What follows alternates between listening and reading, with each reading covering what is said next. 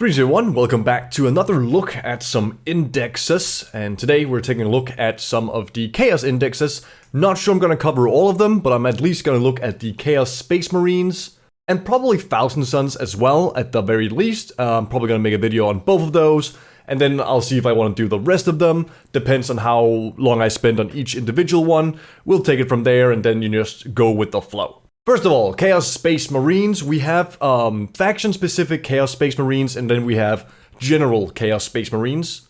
So Black Legion, Emperor's Children, Night Lords, not Iron Hands, what are they called? Iron Warriors? Then I feel like there's one more that I'm forgetting about.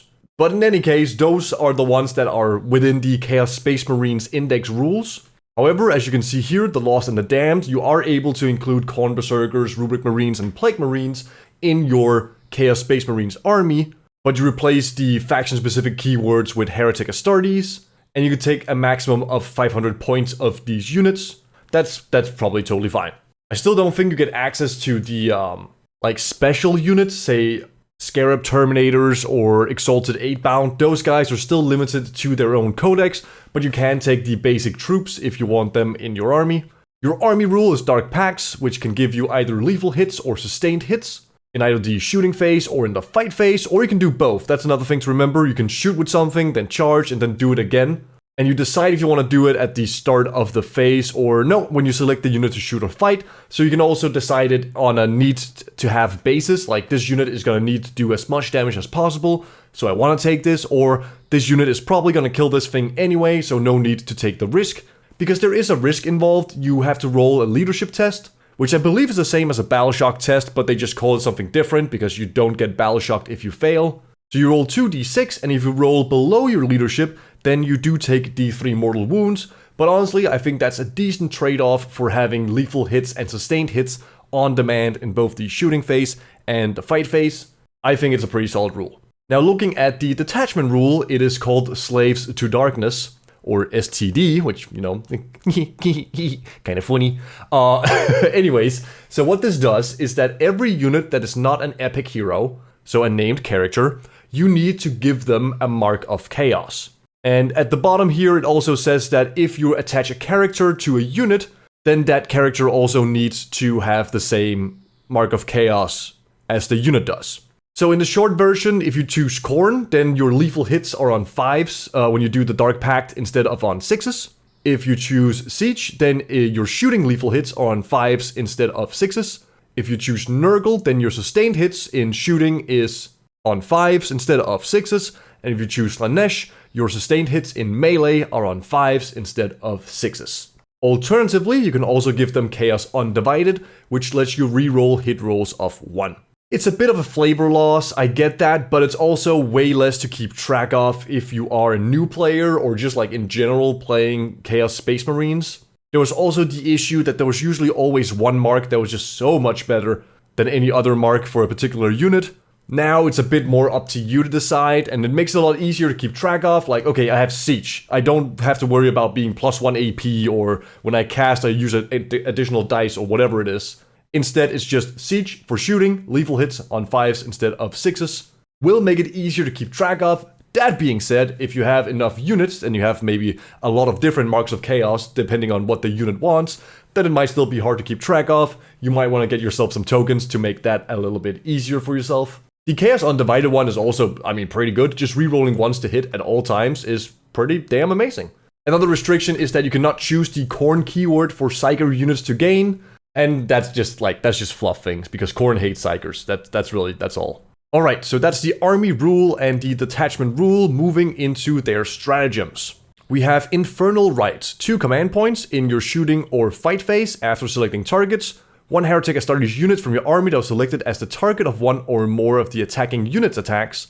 Until the end of the phase, each time an attack targets your unit, worsen the armor penetration by 1. So this is Armor of Contempt, but it's 2 CP instead of 1. That feels a bit weird. I'm not sure why it's 2 CP here, but 1 CP for Space Marines. That's just, okay, yeah, sure. Profane Seal. Your shooting phase or the fight phase, 1 Heretic Astartes unit from your army that has not been selected to shoot or fight. Until the end of the phase, each time a model in your unit makes an attack, reroll a hit roll of 1 and reroll a wound roll of 1. If your unit is Chaos Undivided, you can instead reroll the hit roll and you can reroll the wound roll. So full hit and wound rerolls for 1 command point. Now that is tasty. Granted, you have to be Chaos Undivided, but Chaos Undivided is pretty good as well. So it looks like they are kind of getting the same thing as Space Marines for certain of these stratagems. So Space Marines have, if you're in a certain doctrine, you get a bonus. And here, if you have a certain mark, you'll get a bonus. I assume we're going to see that with some of the other stratagems. Eternal Hate, fight phase, just after an enemy unit has selected its targets. 1 Heretic Astartes unit from your army are selected as a target of 1 or more of the attacking unit's attacks. Until the end of the phase, each time a model in your unit is destroyed, if that model has not fought this phase, roll 1d6, adding 1 to the result if it's a Khorne unit. On a 4+, do not remove it from play. That destroyed model can fight, so it's fight on death. It's fight on death on a 4+, like the Tyranids, but you get +1 if you have Khorne. That's probably pretty decent, was what I was trying to say. It's 1 CP like the Tyranids, but you can get a bonus if you decide to give something the mark of Khorne. So unlike the Space Marine one, which is 2 CP, but guaranteed fight on death, there is a chance you don't get to fight with every single of your models here. Still, fight on death is pretty damn good. I might say that paying 2 CP but having guaranteed fight on death is better, but I suppose that depends on like unit size, and you also have to declare the strat before you know how many models die, so it's ups and downs. Then we have Skin Shift.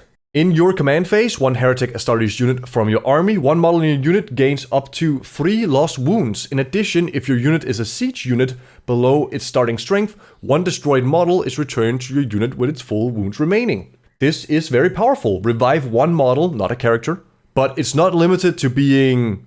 Oh wait, it's not even limited to being infantry. It just says 1 Heretic Astartes unit. You could use this to revive the Obliterators. Oh wow. Okay, that seems really good. You of course face or force yourself to being siege, but or sneech, siege, I keep forgetting that. But that seems really good. You're not even limited to infantry. It could be anything. I don't play Chaos Space Marines, so I'm kind of blanking on what you could revive.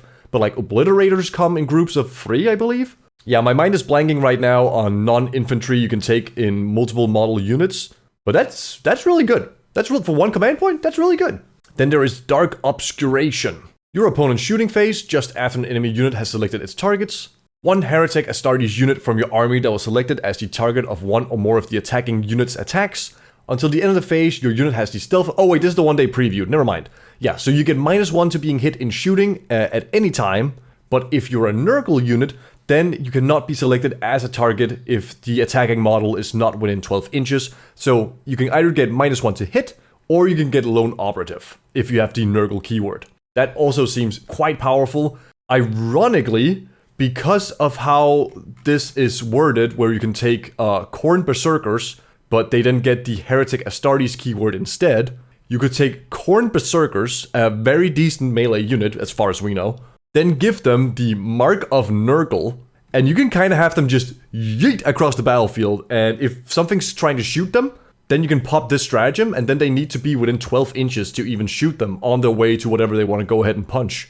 It's a bit weird you can make Khorne Berserkers Mark of Nurgle, but, you know, that's okay. Yeah, no, it's a good stratagem. It's a good stratagem. And you're also giving a Mark of Chaos to any unit in your army, say like a Land Raider. So if you just wanted a Land Raider to, I don't know, just sit there and shoot, you can keep it fairly safe by giving it Mark of Nurgle. Not bad at all. And the last stratagem is Unnatural Swiftness. Your movement phase, 1 Heretic Astartes unit from your army. Until the end of the turn, your unit is eligible, that words are hard, to shoot and declare a charge in a turn in which it fell back. In addition, if your unit is a Slanesh unit, until the end of the turn, your unit is eligible to shoot and declare a charge in a turn in which it advanced. So you all have for 1 command point, you can fall back, shoot and charge. But if you're a Slanesh unit, then you can fall back, shoot and charge, or advance and charge. Advance, shoot and charge, I suppose. Yeah, that's pretty good. Okay, yeah. So again, I use Khorne Berserkers as an example again, but they are a unit that just want to yeet across the table and fight something as fast as possible. Making Khorne Berserkers Marcus Slanesh is weird, but as far as I can read the rules, that is possible. Because you replace the Khorne keyword with Heretic Astartes instead. Oh no, wait, they're probably... how does that work? It's like... So is the keyword World Eaters becomes Heretic Astartes, but they still have the Khorne keyword. I'm not actually sure about that. I'll have to look at the datasheets to know that for sure. In any case, whatever it is, advanced shoot and charge is good, and fallback shoot and charge is also great. And it's one command point. All of these stratagems, except for Armor of Contempt, is one command point. That's really good. They're all good effects that have their uses in basically every game you play. I like how you're encouraged to give certain units certain marks of chaos to make the most out of your stratagems. The only thing that might be a little bit is that you have to give these keywords when you are mustering your army, so when you're building your list. That makes it a little bit less flexible than the Space Marine stratagems, where it's just like when you are in this doctrine, because obviously the doctrines you choose is dependent on the game you're playing and who you're playing against. Still solid, just ever so slightly less flexible, but it would also be a pain in the ass if you had to sit at the start of the game and be like, okay, so this game, these guys are Khorne, and these guys are Slaanesh, and these guys are Siege. So I totally get why. Alright, those are the stratagems. Moving over into the enhancements. They have 5. Oh wow. Everyone else have had 4, but Chaos Space Marines have 5. So, Talisman of Burning Blood. Heretic Astartes Khorne model only. Add 1 to the attacks and strength characteristic of the bearer's melee weapons. Each time the bearer's unit makes a Dark Pact until the end of the phase, add D3 to the attacks and strength characteristics of the bearer's melee weapons instead. So that's why they have 5. They'll have 1 for each of the gods and then 1 undivided. Oh wait, this actually kind of limits how you build your army, because you have to have, if you can take up to 3 of these enhancements, but you will have to have at least, 3 different characters with 3 different marks to take 3 different enhancements. That's interesting. Okay. That might be slightly worse than like other faction enhancements, but not sure how that affects the game. I'll have to wait and see. Okay, but D3 attacks and strength. It doesn't say you roll 1 dice for the attacks and 1 for the strength, so I assume you roll 1 dice and then the result is added to your attacks and strength. That's probably, that's pretty decent. Yeah, okay, just makes something like a melee unit more melee killy. I mean, that's probably okay. Then we have Intoxicating Elixir. Slaanesh model only, the bearer has the Feel No Pain 5+ ability, and each time the bearer shoots or fight, if the bearer's unit made a Dark Pact at this phase, after the bearer has resolved those attacks, select one enemy unit that was hit by 1 or more of those attacks. That enemy unit must take a Battle Shock test. Okay, so the best part about this one is the 5+ Feel No Pain ability, and then you can get a Battle Shock test if you do a Dark Pact. That one's just like, yeah, that's probably okay. Giving something a 5+ Feel No Pain is not bad at all, but it is for the model only. So if you give this to a leader and then put the leader in a squad, the Feel No Pain part of this ability will not take effect until your leader is alone or with like precision weapons or something like that. So that one might be mid. I'm not sure if Slaanesh has any lone operative characters. For those guys, that might be good. We'll have to wait and see in the datasheets coming down. But that one seems kind of mid. Then we have the Eye of Siege. Heretic Astartes Siege model only. Each time the unit makes a Dark Pact, take a leadership test for the bearer. If the test is passed, you gain 1 CP. That's great. That's amazing. CP is not as easily accessible in 10th edition as it was in 9th edition. So bringing at least 1 model that can generate you 1 CP is great, but let's say that Chaos Space Marines maybe don't have any of those models. You have the choice of giving this enhancement instead, and then whenever that model makes a Dark Pact, which hopefully it will do multiple times, then you can gain 1 CP. Okay, yeah, I also want to call this mid, but it's, it's fine. It's okay. It's good. Then there's the Liber Hereticus. This is for undivided model only. Each time the bearer unit makes a Dark Pact, that unit gains the lethal hits and sustained hits ability until the end of the phase instead of just gaining 1 of those abilities. That's great. That's awesome. Amazing.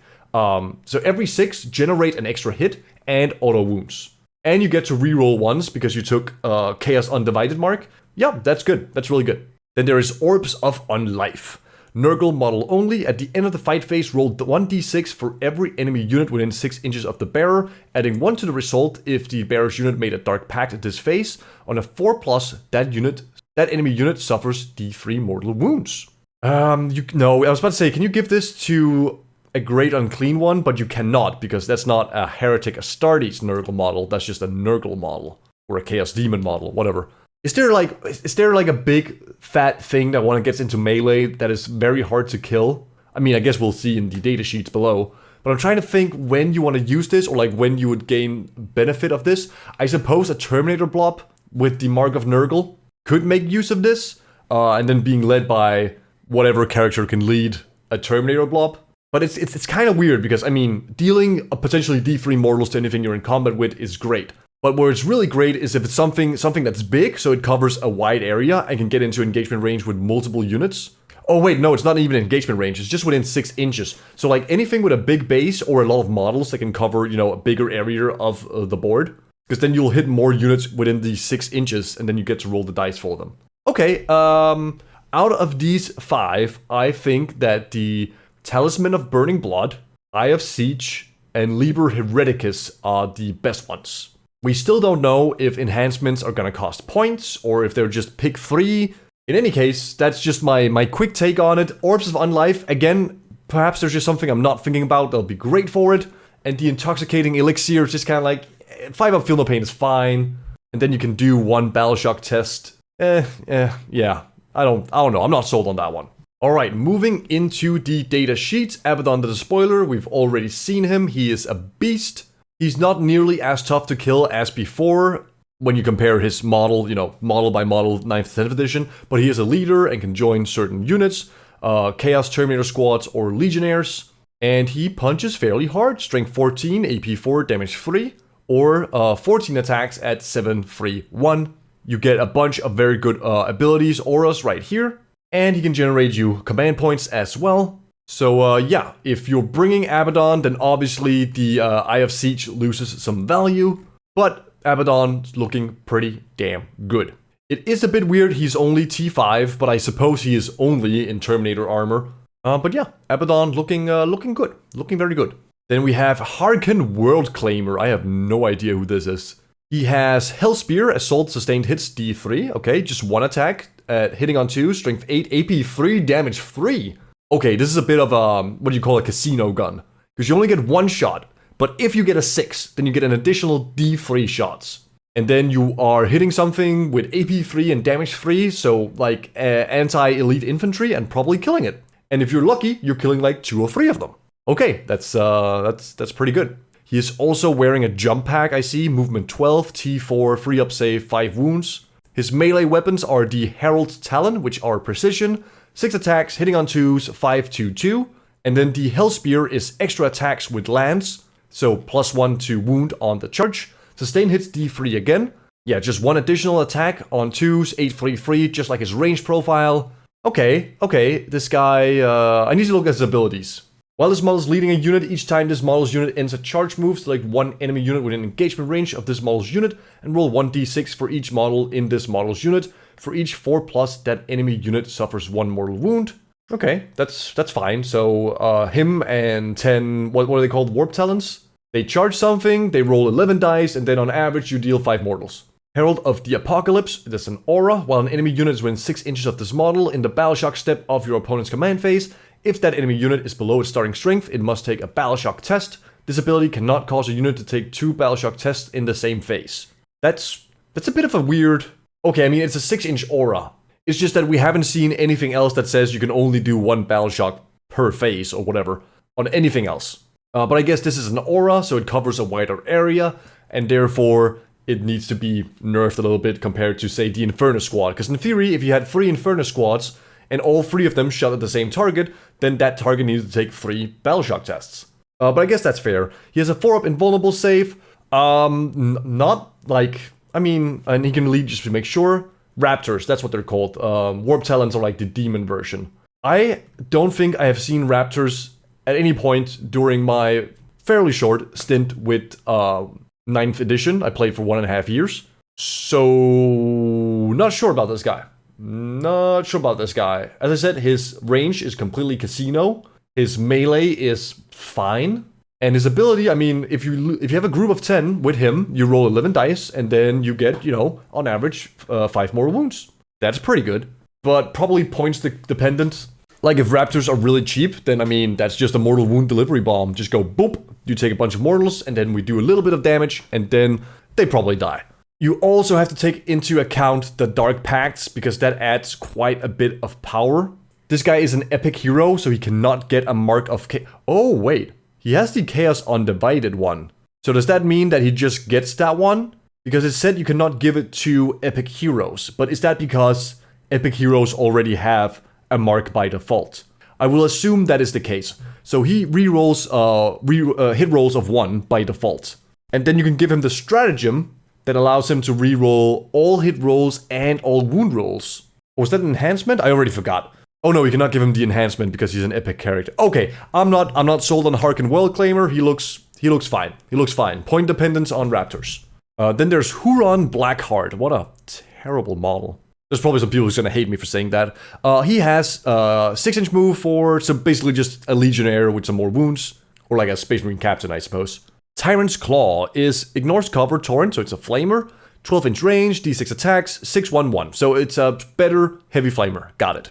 Melee weapons, Exalted Weapon, 6 attacks, hitting on 2s, 5-2-2. So Chaos Space Marine power weapon. Or you can use the Tyrant's Claw, which are 10 attacks at 2-4-2-1. So like a very good Astartes Chainsaw. Plus 1 AP and a lot more attacks.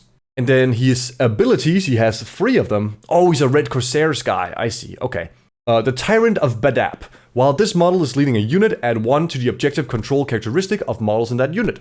Alright, plus 1 OC. Probably a pretty good effect. After both players have deployed their armies, you can select up to 3 Heretic Astartes infantry units from your army and redeploy them. That is also very good. Redeploy 3 and you don't even have to take an enhancement for it. You just have to bring this guy.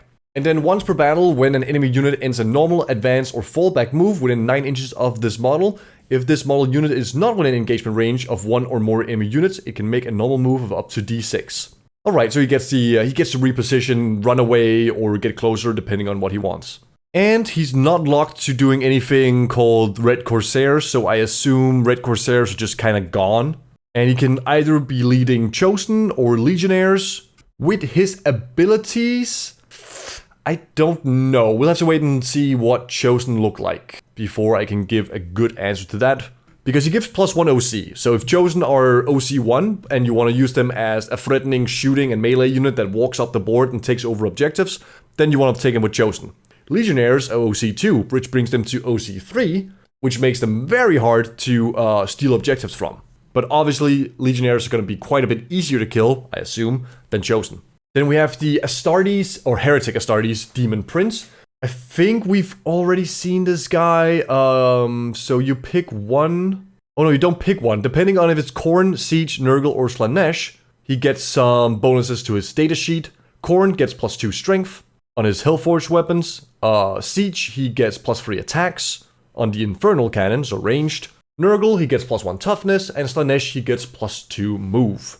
And then Dark Blessing's Aura, while friendly Heretic Astartes infantry unit is within 6 inches of this model, each time a range attack is allocated to a model in that unit, the model has the benefit of cover. And each time this model shoots or fights while resolving those attacks, you can reroll 1 hit roll and you can reroll 1 wound roll. Yeah, as I said, I think we've already seen the Demon Prince. He looks to be roughly the same as he was in 9th edition, which means he's been slightly nerfed because strength and AP has gone down. Well, strength is the same, but toughness has risen. So probably still a decent unit to include in your armies, but not quite as strong as he was in 9th edition. He's also not a leader and does not have lone operative. Wait, what? Oh wow, so you can just shoot this guy at all times. Oh wait, okay, the Demon Prince is much worse than he was before. Wait, did he always have 10 wounds before? I'm a bit unsure. He is T10 though. T10, 10 wounds, 2 up save, 4 up invuln. That's pretty tough. Okay, not sure what to say about the Demon Prince. He's not amazing in melee. He's good. He's fine. And he gives out some buffs to other units, but it doesn't quite feel enough, right? Or is that just me? Yeah, okay. That's the Demon Prince. And then he's the same guy, but with wings. He loses 1 toughness, but gains plus 2 movement. Depending on what you choose, he still gets the same things. So you could take him to toughness 10 again if you make him Nurgle. And then he has some different rules compared to the other guy. He gets Demonic Destruction. Each time this model ends a charge move, select 1 enemy unit within engagement range of it, and roll 1d6 for each of this model's remaining wounds. For each 4+, the enemy unit suffers 1 mortal wound to a maximum of 6. Okay, so if you charge this guy at full wounds into something, that's 5 mortals on average. And then Flying Horror. Each time this model ends a normal or advanced move, select one enemy unit it moved over during that move. That unit must take a battle shock test. I mean, neither the winged not Hive Tyrant, I'm stupid. The winged Demon Prince or the non-winged Demon Prince can be a leader. So, depending on points, I think I would just always go with the winged Demon Prince. I mean, rerolling 1 hit and 1 wound is nice. Giving out light cover might be nice, but it also seems like you can get light cover so easily. Or sorry, benefit of cover. There's nothing called light cover anymore. So, yeah, if I were to choose between the two, I just feel like the winged Demon Prince is always better. Well, not always better, but seems like the better choice. Then there is Fabulous Bile. He is 6-inch movement for 3 up save, 5 wounds, 6-1. And then his Surgeon Acolyte is toughness 4, 6 up save, 1 wound. So it's basically just plus 1 wound to Fabulous Bile. Okay, got it. He's got Sickless Needle Gun, which is anti-infantry 2+. It's a pistol. 3 attacks hitting on 2, strength 2. Oh, it's anti-infantry 2, so I suppose strength doesn't really matter. As long as you shoot at infantry. AP 1, 2 damage. Okay, yeah, I mean, he can kill 1 marine with that on average. His melee, he has some extra attacks. 2 attacks hitting on 2s, 4, 0, 1. So just 2 like small extra attacks. Then he can insert his Rod of Torment into his opponents. 6 attacks on 5, hitting on 2s, strength 5, AP 1, damage 3. Huh, that's a weird profile. Okay. And then Surgeon Acolyte also gets to attack with 1 attack, hitting on 5s, 3, 0, 1. I mean, sure, it has an attack, but like it might as well not have an attack. He has a built-in 5-up Feel No Pain. He's a leader, and he can lead, let's see here, Chosen or Legionaries. And then he has 3 different abilities. Enhanced Warriors. If this unit is attached to a unit at the strength or at the start of the battle until the end of the battle, add 1 to the strength characteristics of melee weapons equipped by bodyguard models in that unit, and add 1 toughness. So plus 1 toughness, plus 1 strength. Surgeon Acolyte, once per turn when an attack is allocated to a model in this unit, if this unit contains Fabulous Bile, I know it's not called Fabulous Bile, but that's just what I call him, you can change the damage characteristic of that attack to 0. Wow, okay, so I thought maybe is this like a spelling mistake? Because, I was about to say, let's imagine the Surgeon Acolyte is still alive. Then you get the Surgeon Acolyte rule. But the way it's worded is that if Fabulous Bile is alive, you get this rule. So even if the Surgeon Acolyte is dead, you still get this. That's kind of weird. But yeah, 1 attack, you can change the damage to 0. Pretty good. And then Chirurgeon? I don't know what that's.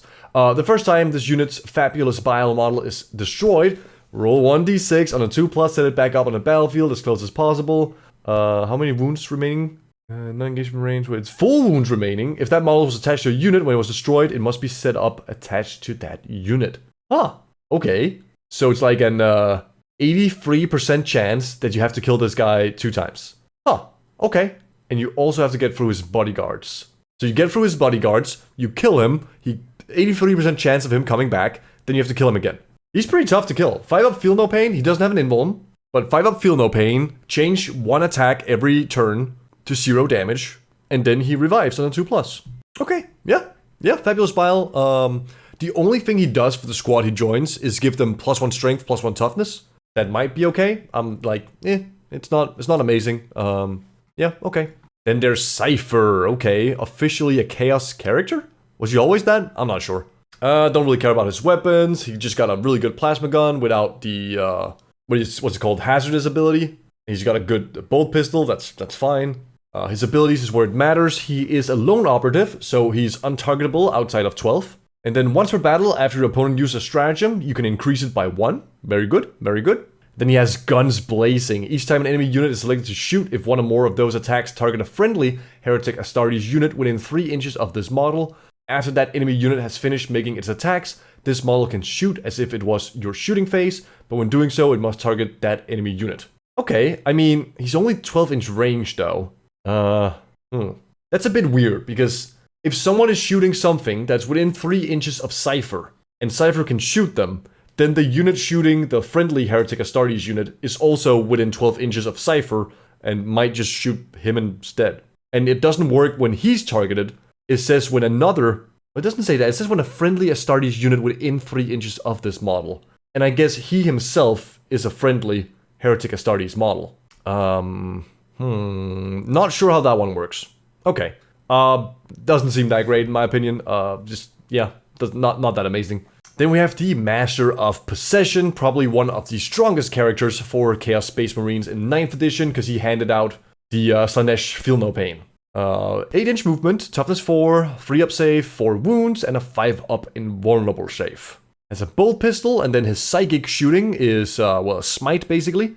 2 attacks, hitting on 3, strength 4, AP 3, damage 2, or if he decides to make it focused, it's hazardous. Oh, it also has the precision keyword, so you can snipe some characters with it. Still 2 attacks, still hitting on 3s, but strength 6, AP 3, damage 3 instead. Now, only having 4 wounds means that he can, in theory, kill himself. Oh no, never mind, because hazardous is just 1 dice for the weapon, not for the number of attacks. So he needs at least 2 tries with this weapon to kill himself. Okay, that's fair. That's an okay smite. Strength 6 makes it, precision is good. But it seems like a lot of characters are like, not a lot of characters. It's just the big guys are like T6 or T7. That actually, never mind. That's a pretty good snipe smite. It also has the anti-Psyker 2+ ability. So this is gonna hurt against Grey Knights a lot. Or Thousand Sons for that matter. Then his melee weapon is Staff of Possession, anti-Psyker 2+, also a psychic weapon, only 4 attacks, hitting on 3s, strength 6, AP 1, damage D3, so it's a force weapon, I believe, because force weapons are also damage D3, but I'm not entirely sure. But it's anti-Psyker 2+, okay. I don't remember if force weapons are anti-Psyker. It's funny, he's a Psyker himself, but also an anti-Psyker. That's, I guess that's some fluffy lore reason for it, but okay, yeah. But you never really took the Master of Possession for his fighting abilities. You took him for his powers, but psychic powers are obviously gone. They're just replaced by datasheet abilities now. And what he gives here is, while this model is leading a unit, add 1 to the advance and charge rolls made for that unit, and the unit has the 6-up Feel No Pain ability. He can lead Chosen, Legionaries, and Possessed. So you probably want him with +1 to advance and charge. You probably want to put him in Chosen or a Possessed squad. I mean, Legionnaires, you can give them melee weapons, but they're probably not going to be your dedicated melee unit. Then you also have the Sacrificial Dagger. Once per phase, when this model is selected to shoot or fight, if you can use this ability. If it does, this model's unit suffers 1 mortal wound, and until the end of the phase, each time this model makes a psychic attack, add 1 to the hit roll and 1 to the wound roll. Okay, it only works for himself, but then he starts hitting on 2s, and you know what? No, that's not amazing. Not sold on that. +1 to hit, +1 to wound, but deal 1 damage to yourself, and it only works on psychic attacks. I mean, he only has psychic attacks, so it doesn't really matter. But the amount of attacks he has doesn't really entice you to use this. It might be good sometimes, but I don't see it as absolutely amazing. So Master of Possession looks to be just a little bit nerfed. It's hard to say because psychic phase being gone is a big part of the Master of Possession. So obviously he was going to get nerfed somehow. Alright, the Chaos Lord, which is basically captains, but for Chaos Space Marines. Not going to look at his weapons. I think we've already seen all of these. His abilities are, once per battle round, 1 unit from your army with this ability can be targeted with a stratagem for 0 CP, even if you already used it. We've seen that on a lot of other characters as well, or a lot of captain models. Then he also has Chance for Glory. Once per battle at the start of the fight phase, this model can use this ability. If it does, until the end of the phase, improve the strength, attacks, armor penetration, and damage characteristic of melee weapons equipped by this model by 1. So once per game, he just he juices himself up and then he just goes in smashing. Okay, yeah, that seems pretty decent. Yeah, just like a captain model. Probably pretty okay. He doesn't do much for his own unit, except for the free stratagem. But I guess that's very chaosy, right? It's my glory. It's for me. It's not for you. And he can lead either Chosen or Legionaries.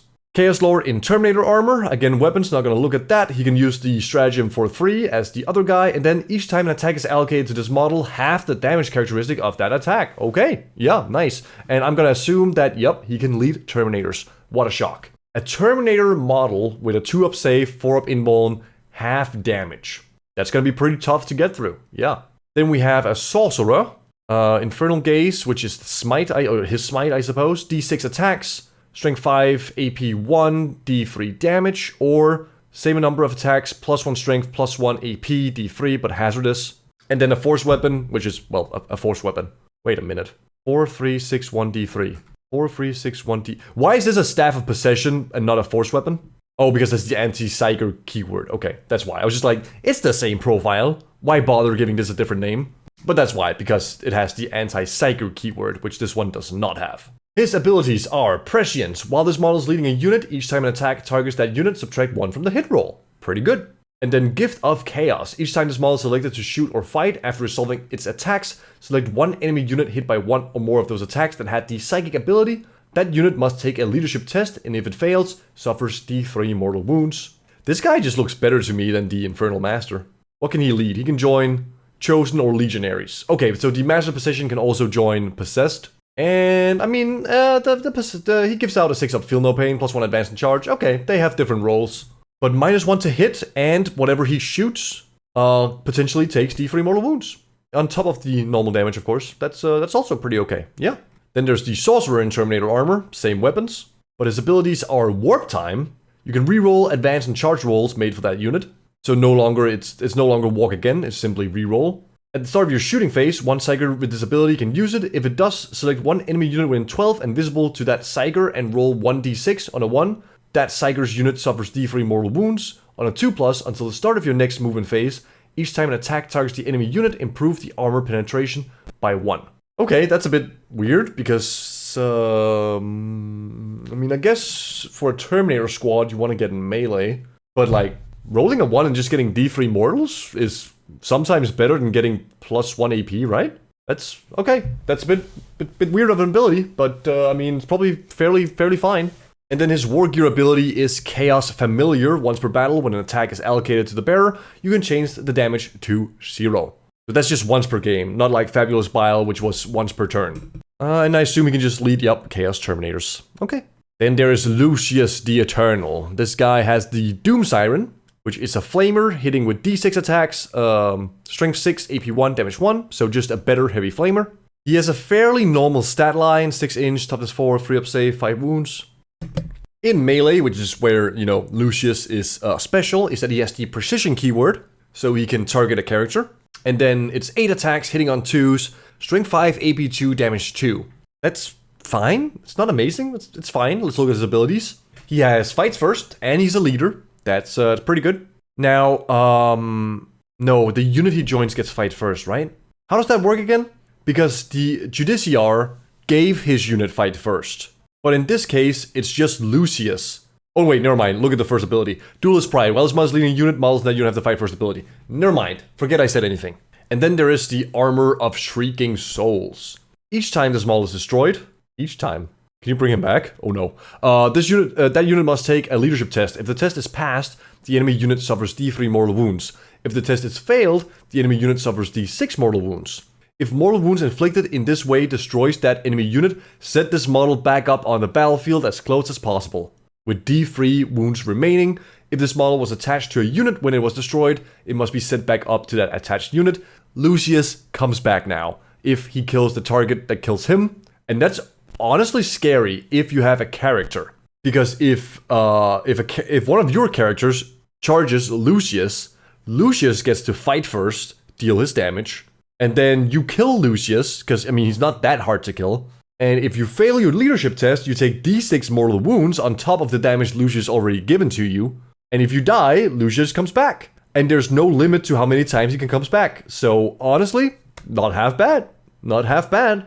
Even if he doesn't come back, giving fight first to the unit he's leading is pretty big. And he can lead either Legionnaires or Noise Marines. And if Lucius is your warlord, then Noise Marines become battle line. Got it. Okay, Lucius looks quite okay. Then there is the Disco Lord. Probably one of, if not the most popular character outside of Abaddon in 9th edition. Let's look at this sheet first. So first of all, he cannot join any units. He does not have the Lone Operative ability. But he is fairly tough at T9, 2-up save, 10 wounds, and a 5-up invulnerable save. I think this used to be a 4-up invulnerable save. And then his autocannon can be replaced with a Bale Flamer, and the Technovirus Injector can be replaced with a Magma Cutter. So the Bale Flamer is just a better heavy flamer. Well, a lot better heavy flamer, because it's +1 strength, +1 damage, and d6 plus 3 attacks. Okay? His bolt pistol is a bolt pistol. The Hellstalker autocannon is 48-inch range, 3 attacks, hitting on 2, strength 9, AP 1, damage 3. So an anti-elite shooter, because it's not enough strength or AP to really do anything to vehicles, but it does fairly well against elite infantry. And then the Magma Cutter is Melta 2, so +2 within half range, but it's only 6-inch range, so you would have to be within 3-inch range, and it's not a pistol. So you'd have to be like real freaking close before this one would ever do anything for you. But it's a Melta. His melee weapons, he has extra attacks with his bladed limbs, 4 extra attacks hitting on 3s, strength 6, AP 1, damage 2.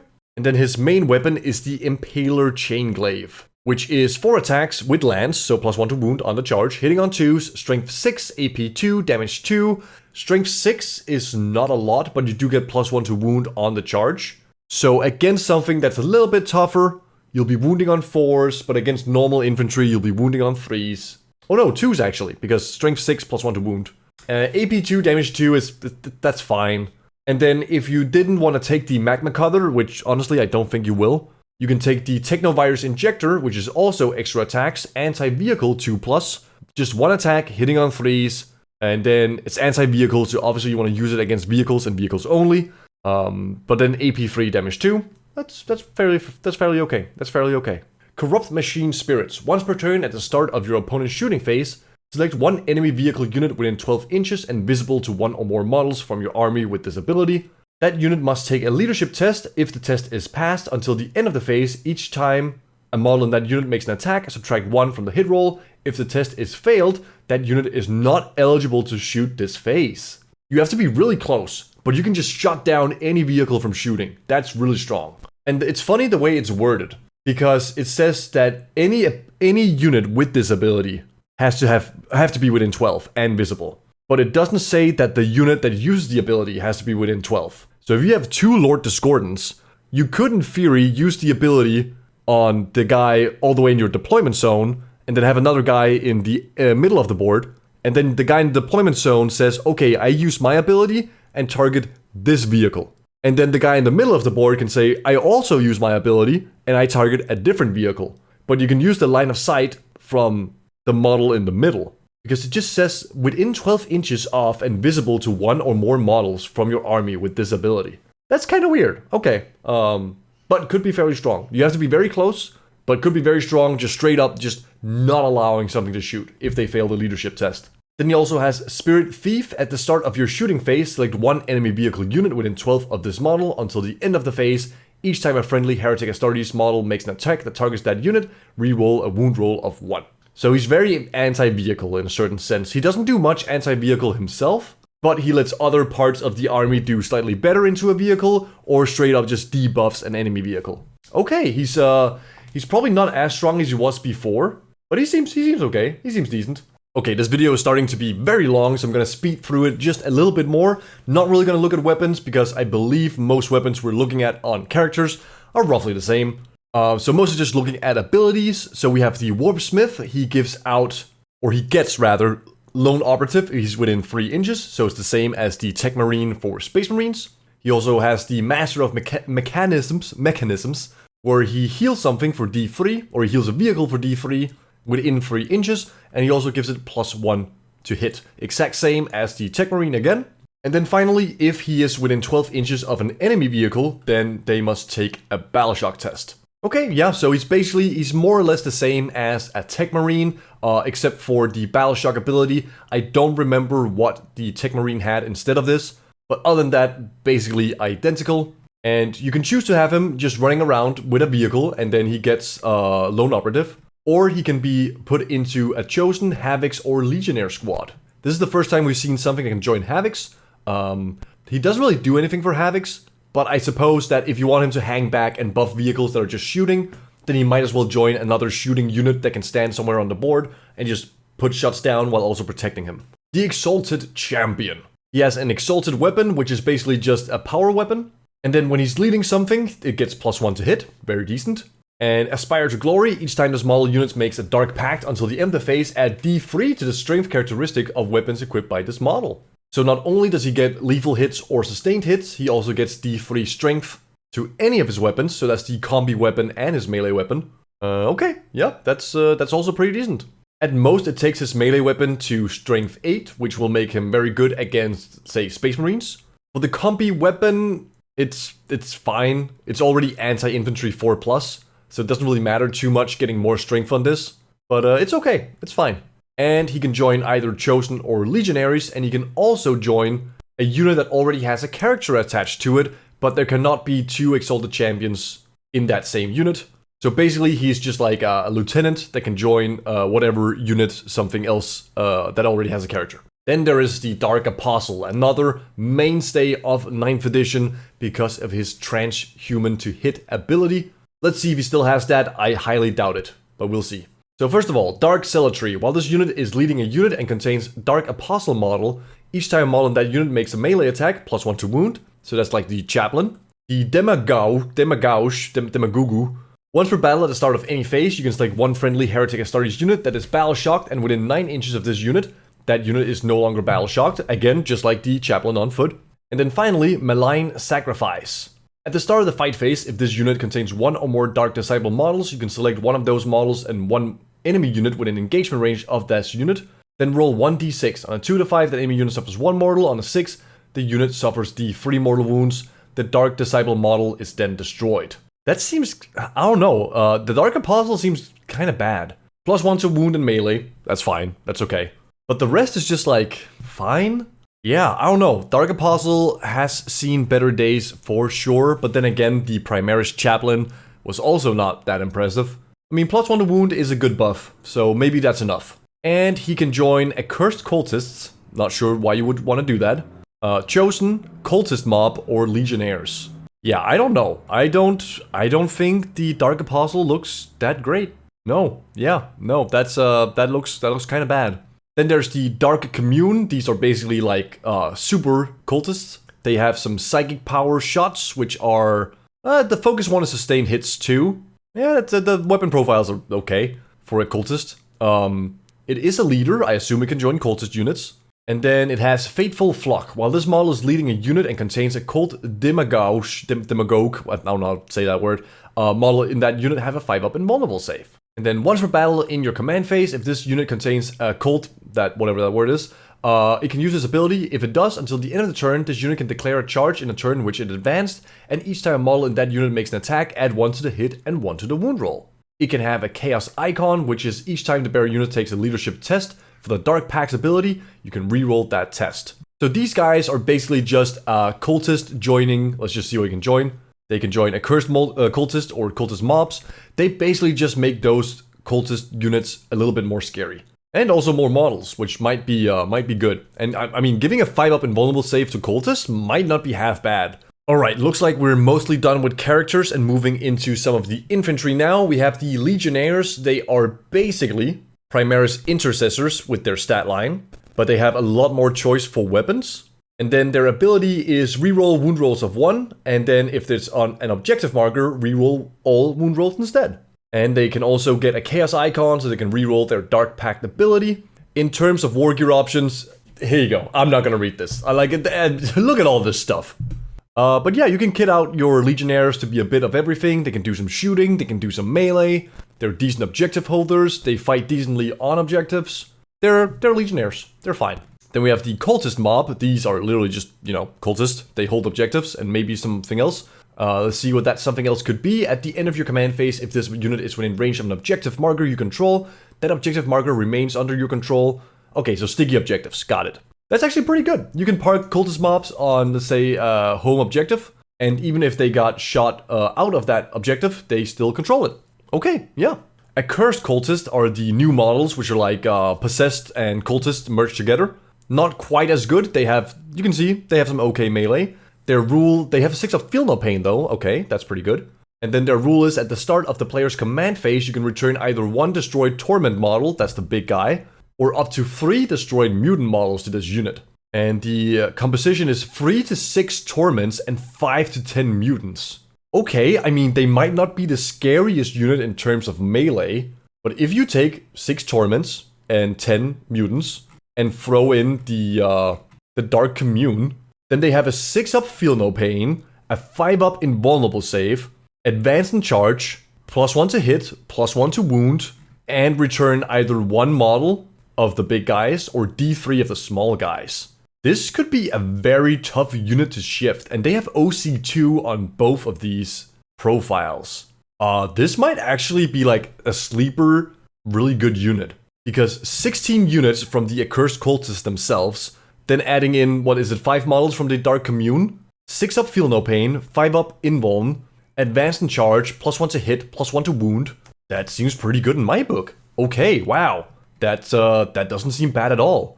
And here we are with the Chaos Terminator squad. They've gotten the same glow up as the Space Marine Terminators. So T5, 2-up save, 3 wounds, and a 4-up invulnerable save. Have a variety of weapon options, and then they also have, whenever they do a Dark Pact, until the end of the phase, each time a model in this unit makes an attack, you can reroll the hit roll. So you can either go fishing for exploding 6s or lethal hits. Yeah, Terminators look quite decent. The Master of Executions, this guy was pretty good in 9th edition. He was kind of a meme because he was very easy to kill, but he could also just put out like 12 mortal wounds all of a sudden. His weapon do still have devastating wounds, so mortals on 6s. It also has precision, so he can snipe out a character. 5 attacks, hitting on 2, strength 7, AP 2, damage 2. A fairly fine profile. His abilities are Warp-Sighted Butcher. While this model is leading a unit, each time a model in that unit makes a melee attack that targets a unit that is below starting strength, you can reroll the hit roll. And if it's below half strength, you can also reroll the wound roll. And each time this model destroys an enemy character, you gain 1 CP. So he is, an executioner.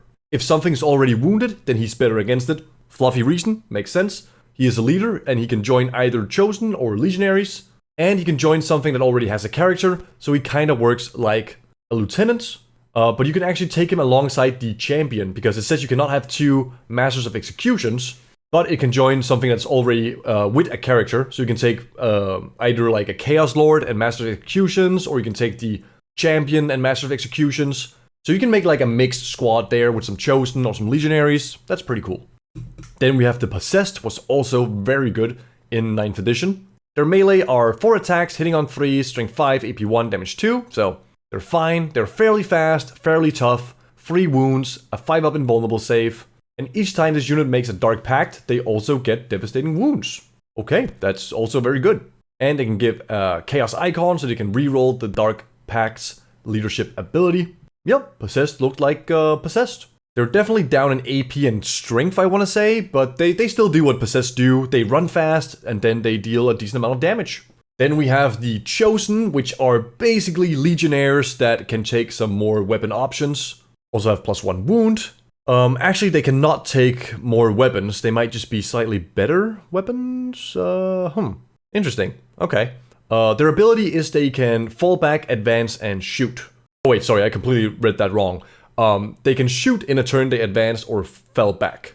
So they want to be like a shooting unit, but they don't really have any exciting shooting options.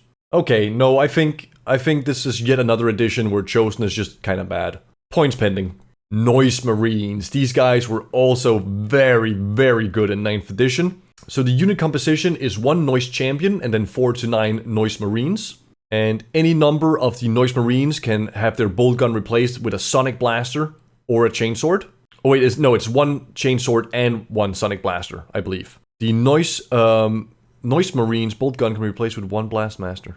1 Noise Marines bolt gun can be replaced with 1 Blastmaster. Okay. And the Champion can have a Plasma Pistol, a Cursed Weapon, Chainsword, blah blah blah. So I think loadout-wise, they can do the exact same as they can in 9th edition. And then the Blastmaster is either 48-inch range, 6 attacks, heavy, so +1 to hit if you stand still, hitting on 4, strength 9, AP 2, damage 3, still very strong. And then you can also take the varied frequency, which is 6 attacks, hitting on 3s, 611. And then the Doom Siren we saw with Lucius, it's a better heavy flamer. And the Sonic Blaster is 3 attacks on 3s, 501, so a slightly better bolt gun. And their ability is, in your shooting phase, after this unit has shot, select 1 enemy unit that was hit by 1 or more of those attacks. That unit must take a battle shock test. That's a bit of a boring ability, but it makes sense. You've just been hit by freaking guitar waves that can make your head explode. I would be pretty shocked if music made me feel that way as well. Okay, Noise Marines looks like a downgrade from 9th edition, which makes sense, because as I said, they were very good in 9th edition.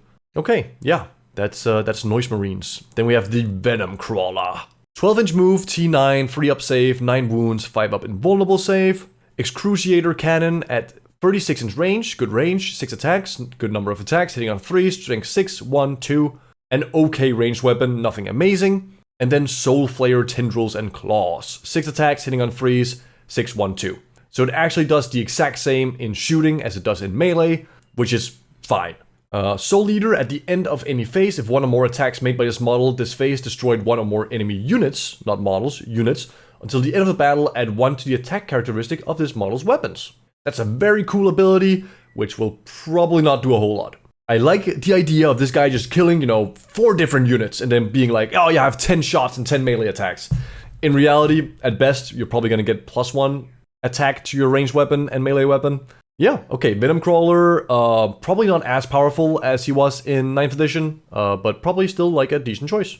Oh wait, he has 2 Excruciator Cannons, so actually he has 12 shots. That's weird. Is this a mistake by Games Workshop? Because most models that have 2 of the same weapon just get twin-linked, but this guy does not get twin-linked. He instead gets to actually have 2 of them. That might just be a mistake on Games Workshop's part, I don't know. Chaos Bikers. They can take a bunch of equipment, not gonna go through that. Stat-wise, exact same as Space Marines. And if there are no enemy units within 6 inches... Oh no, if this unit is wholly within 6 inches of 1 or more battlefield edge and not in engagement range, then they can just leave the battlefield and go into reserves. Okay, nice. Raptors, the jump pack units. They get to keep all their melee weapons, but Vanguard veterans do not. Okay, interesting. They have the Fearsome Aura, which is within 6 inches each time the unit takes a Battle Shock test. So -1 for enemy units within 6 inches on their Battle Shock test. And then Terrifying Assault. At the start of your fight phase, each enemy unit within engagement range of 1 or more units with this ability must take a Battle Shock test. Okay, so it's like a very simple, okay, I make your Battle Shock test worse, and if you're in melee, you have to take a Battle Shock test. That's fine, makes sense. They're decent, You can have that one guy, I forget his name, the character, the named character. You can join them. You can take up to 10 of them, and then the leader, you have 11. You do the Mortal Wounds charge. Yeah, okay. Warp Talons, which are like demon versions of the Raptors, I believe. They just have Warp Claws, which are Lightning Claws, but Chaos. 4 attacks, hitting on 3s, strength 5, AP 2, damage 1, and twin link, so you can reroll the wound roll. Each time an enemy unit within engagement range of this unit is selected to fall back, if that enemy unit is not battle shocked, your opponent must take a desperate escape test. So that's the one where you roll dice for each model, and on a 1 and 2, the model dies, I believe. Is that not how it is? I forget, is it 1 or 2s or just once? In any case, if that enemy unit is already battle shocked, then subtract 1 from the desperate escape test. We've seen this ability before. Quite fine, quite decent. The only difference between these guys and Raptors is the weapon loadout, the abilities, and the fact that Warp Talons have a 5-up invuln, whereas Raptors do not. Other than that, they are identical. So whether or not you take Warp Talons or Raptors, I suppose depends on points. Then we have the Havocs, which is like the dedicated shooting unit for Chaos Space Marines. They have a bunch of different weapons they can take. And it looks like they're hitting on 3s with all weapons, no matter what type of weapon that is. So, I mean, how many can have like a heavy last cannon? Any number of Havocs can have their autocannon or last cannon replaced. So you can just have a full squad of last cannons hitting on 3s. That's honestly probably gonna be pretty good in 10th edition. Last cannons is one of the few weapons that can actually deal some real damage to vehicles. And their ability is, each time a model in this unit makes an attack with a ranged weapon, you can ignore any or all modifiers to the hit roll and ballistic skill. Yeah, no, Havoc's looking good. Honestly, take, I don't know, 3 guys with last cannons, and then 2 guys with Havoc missile launchers, and then you have like a decent squad. You have some anti-tank shooting, you have some horde shooting, you have some elite shooting. Okay, yeah, no, Havoc's, damn, alright, nice. They needed their time to shine. Now, we still don't know the points, that will change a lot. But Havoc's honestly looking quite spicy. Then we have the Obliterators. I am glad they just kept the ranged weapon as being one profile with 3 different choices. They only have 4-inch movement. Wow. Okay, so you either want to put them somewhere where they have line of sight everywhere, or you put them in deep strike, which they do have. They have the focused one, which is D3 attacks on freeze, strength 12, AP 3, damage 4. And it's also Melta, so within 12, it's damage 6. Ruinous Salvo is blast, D6 shots. Oh, not D3 plus 3? Oof. Okay, yeah, hitting on freeze, strength 8, AP 2, damage 2, pretty good. And Flesh Metal Warpale version, sustained hits, D6 plus 3, 5-1-1, melee, 4 attacks on freeze, strength 9, AP 2, damage 2, so that's a Power Fist, I believe? Or is Power Fist just strength 8? Okay, yeah, Obliterators. They obliterate. I'm a bit surprised about the Ruinous Salvo being D6 shots. It feels like it should be D3 plus 3 shots instead. Because otherwise, you run into some issues with maybe just taking Focused Malice instead. It has Blast, right? So if you're shooting at a 5-man unit, it's D6 plus 1. But still, I don't know. I feel like it should have been D3 plus 3. Their ability is, once per battle when this unit makes a Dark Pact, it can use this ability. If it does, until the end of the phase, ranged weapons in this unit are equipped with have the indirect ability? Okay, I take back what I said. It's probably for the best that it is D6.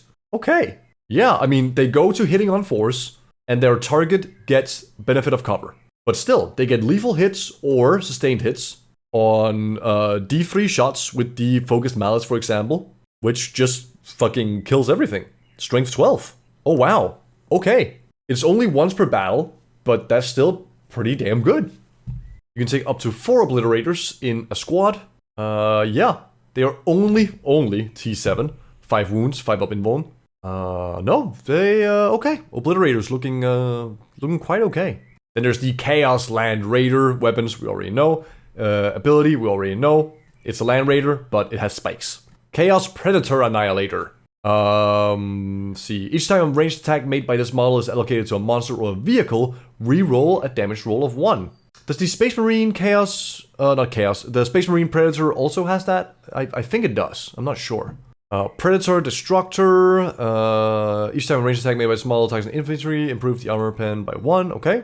I'm just zooming through these, the vehicles because they're mostly the same as Space Marine version. Siege Shield when making a ranged attack with the Demolisher Cannon, yup, that's the exact same. And then we have the Defiler, the big boy, the big man himself. I had a guy I played against who used this model. It's fairly cool, but it's so damn large. 8-inch move, toughness 10, 3 up save, 14 wounds, OC 5, okay. And then a 5 up invulnerable save, a bunch of different weapons. I'm not even sure how many of these he can take. Yes, he cannot take all of them, he has to replace some of them. And his ability is Scuttling Walker. Each time this model makes a normal or advanced, it can be moved over friendly monsters and vehicles as if they were not there. This model can move over terrain features that are 4 inches or less in height as if they were not there. So there is a lot of talk about how terrain will be in 10th edition. In 9th edition for tournament play, the L Ruin was very popular. And the L Ruin was like, I don't know, 7 inches tall, something like that. I don't even, they're very tall. But in 10th edition, flyers cannot just go through terrain anymore like they used to in 9th edition. So there's a lot of talk about like what people are going to do. There's also the whole thing about being wholly within a terrain feature to be able to see through it and shoot. So we still don't really know how terrain is going to look like in 10th edition. So maybe the ability to walk over 4 inches tall terrain is going to be amazing, or maybe it's going to be completely pointless. Because there's just not going to be any terrain that's 4 inches or less. So the Defiler probably lives and dies by how terrain tables are set up. Then we have the Forge Fiend, one of the coolest models for Chaos Space Marines in my opinion. So you can either have Hades autocannons or ectoplasma cannons. And the ectoplasma cannon is blast, 36-inch range, D3 shots. Does it have 2? So again, this one, Games Workshop, please just be a little bit consistent here, okay? Every other model that has 2 of the same gun gets sustained hits. But instead, for Chaos, they just have 2 of the guns. Alright, so in theory, it's 2 D3 shots because it has 2 of them. Strength 10, AP 3, damage 3. It's like a plasma that's always overcharged and you cannot kill yourself with it. Great. The Hades autocannon is 6 shots, 8-1-2. It's not amazing. You would probably just always take the the plasma cannon instead. Oh, and you can even give it another ectoplasma cannon if you take away its Forge Fiend jaws. Okay. And the jaws are 5, 3, 7, 0. Oh no, every time. No, never mind. You never take this. You never take this. AP 0. It is damage 2 and strength 7, which is fine. But you might as well take 2 attacks at strength 6, damage 2. No, yeah. Forge Fiend, you take 3 ectoplasmic cannons. That's what you do. Demonic Ordnance. Each time this model is selected to shoot, it can use this ability. If it does, until the end of the phase, its ranged weapons have devastating wounds and hazardous. That is funny. Okay, so you can have 3 ectoplasmic cannons, so 3 D3 shots, hitting on 3s with blast as well, and then devastating wounds, but also hazardous. So the max amount, if you roll 3 ones, you have 3 guns, you roll 1 dice for each for the hazardous rule, and then you take 9 mortal wounds. So you cannot kill yourself in one shooting phase. I'm not sure how the Forge Fiend is in 9th edition. I think it's overcosted maybe. But strength 10, AP 3, D3, mortal wounds? Yeah, I can see it. It's enough strength to target a lot of vehicles or wound a lot of vehicles on 4s.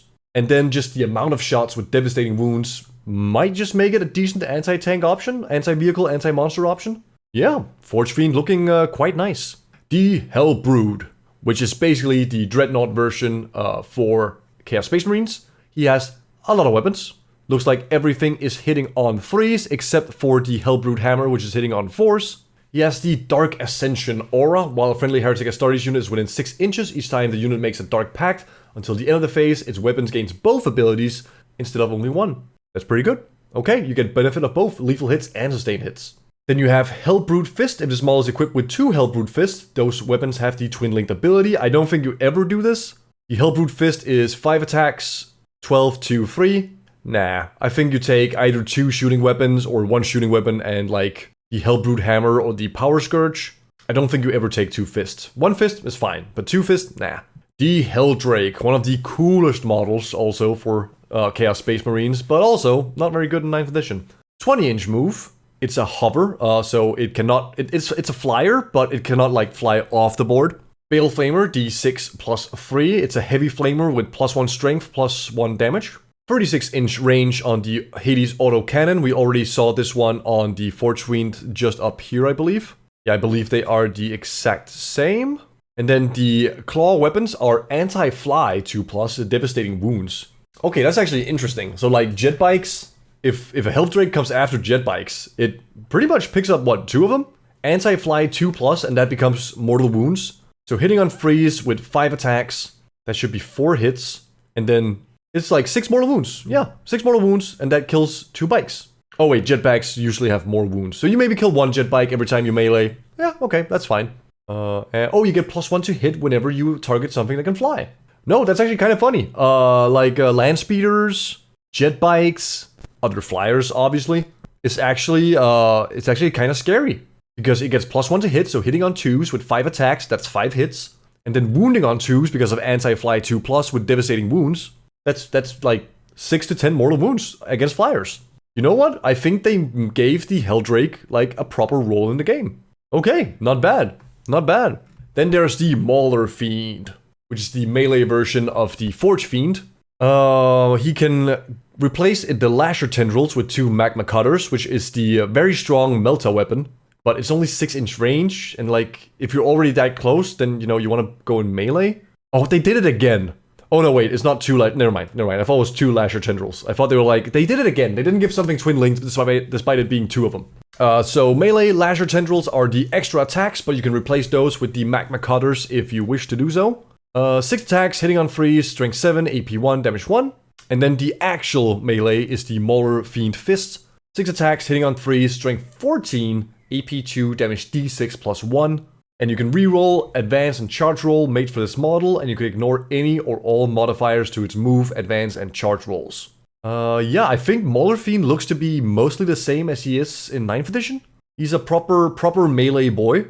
With strength 14, he's one of the few things that can actually take on basically any vehicle in the game and deal some solid damage to it. So it looks like the Mauler Fiend is your anti-tank melee monster for Chaos Space Marines. Then there's the Chaos Rhino. This is the same as Space Marines. Chaos Spawn. They regain D3 wounds at the start of each player's command phase. The Lord of Skulls. Look at this boy. Look at this dude. 8-inch movement, T13, 3-up save, but a 5-up and multiple save. 24 wounds and OC 8. So he can actually stand on objectives fairly decently.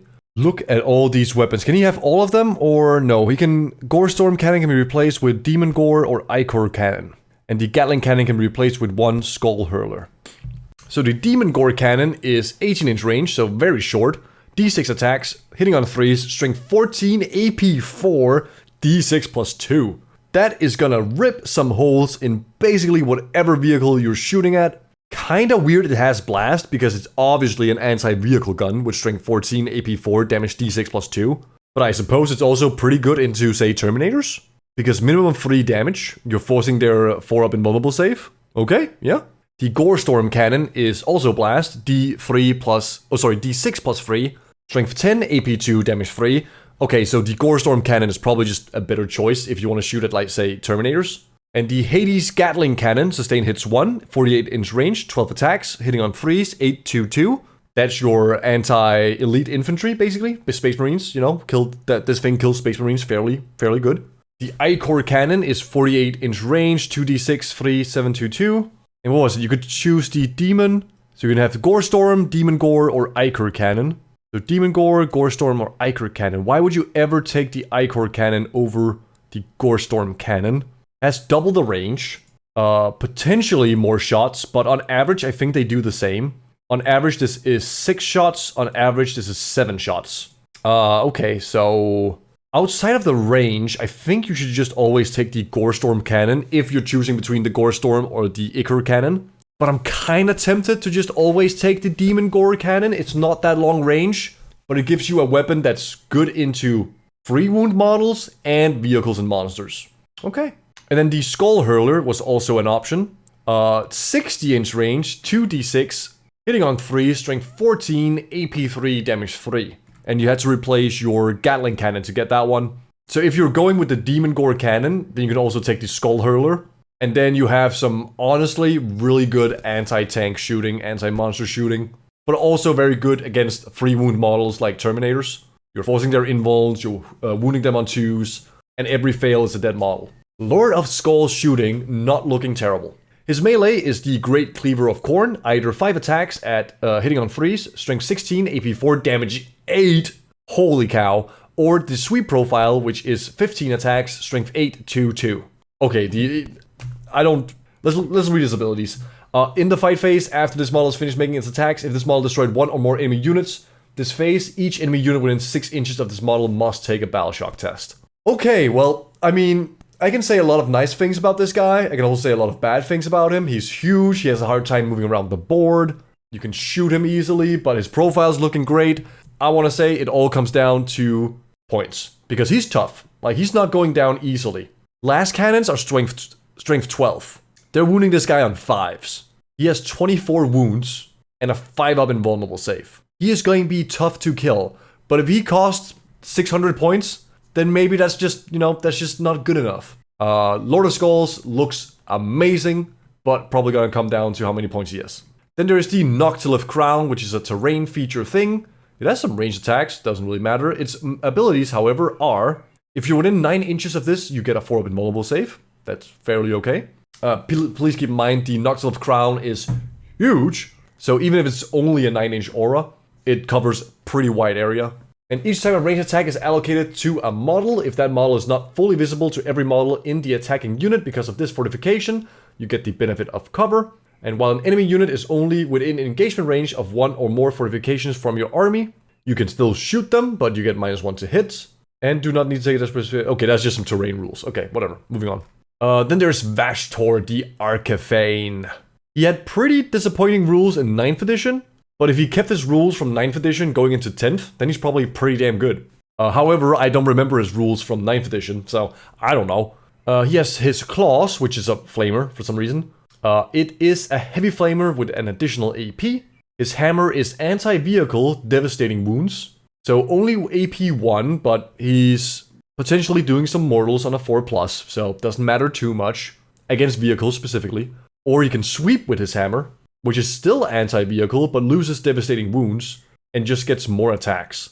I'm not gonna sit here and do the math on it right now, but I think if you're fighting a vehicle, then you just always take the strike profile.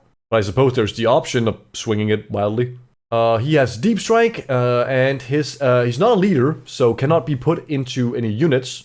He doesn't have Lone Operative either, okay? So he can be shot at any time. While a friendly demon vehicle unit is within 6 inches of this model, add 1 strength to the characteristic of weapons equipped by models in that unit. That may be fine. At the end of your movement phase, select 1 enemy vehicle unit within 18 inches and visible to this model until the start of your next next movement phase. Have the move characteristics of models in that unit and subtract 1 from the hit roll. I cannot read right now. Subtract 1 from the attack characteristic of melee weapons. Oh wow. He points at a vehicle and it just goes slow. And if it's a Dreadnought, it doesn't punch as hard. Okay, pretty decent, pretty decent. Then there's the Traitor Guardsman Squad. These are from Kill Team box. They get benefit of cover against ranged attacks on objectives, okay. Felgor Beastmen, also from the Kill Team box. And they get +2 to their charge roll if they're charging something on an objective. And they also get a scout move of 6 inches. And then there's the Traitor Enforcer. I don't know what this guy is. He's a leader. Oh, he's the leader from the Kill Team box. And while this unit's leading a unit contains Traitor Enforcer, blah, blah, blah, blah. They can use Insane Bravery for 0 CP, even if something's already used that stratagem. But each time you use this ability, 1 bodyguard model in that unit is destroyed. And then character models in this unit have a 4-up Feel No Pain ability as long as they have the Traitor Ogren model in the unit. And he can lead Traitor Guardsman. Okay. And then we have the Armory. And that's it. We're done. That was the whole Chaos Space Marine Index.